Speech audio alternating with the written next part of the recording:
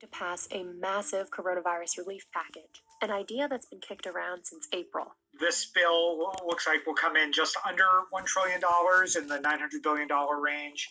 Right now, they're discussing what exactly it's going to do, but it's widely expected to have extension of unemployment benefits, direct aid to businesses, some help for transit agencies. We believe that they are moving closer to authorizing a new round of direct stimulus checks to Americans. Republicans and Democrats have sparred over what to include in the legislation.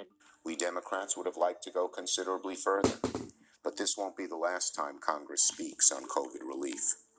Right now, we must address this emergency over the short term. While pieces like providing aid to small businesses and money for vaccine distribution generally resonate across the aisle, bigger issues like providing individual relief checks are split along party lines. Things get more partisan and more divided when you talk about things like giving direct aid to state and local governments that have seen revenue shortfalls, and the big Republican ask, which has been to create a broad liability shield for businesses, protecting them against lawsuits related to coronavirus. Towards the beginning of the pandemic, Congress was able to pass the CARES Act, and as a result, most Americans received a $1,200 stimulus check, but no similar relief has come since. This legislation would provide a second round of stimulus if passed. By all accounts, are going to be smaller than the $1,200 per person checks we saw earlier this year.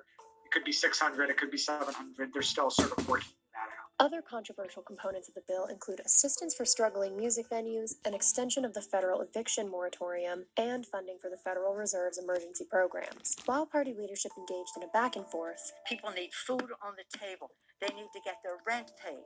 They need money in their pockets. We can't get the economy back to normal if we have an epidemic of lawsuits on the heels of the pandemic.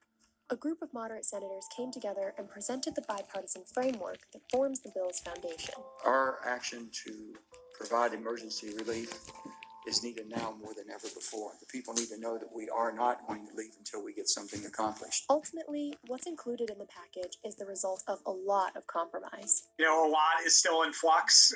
People are still talking. There's, people on both the far left and far right who don't like a lot of the things that are going to be in this package. But, on these sorts of things, you need to people need to find sort of the sweet spot in the middle, and it seems like they're getting there.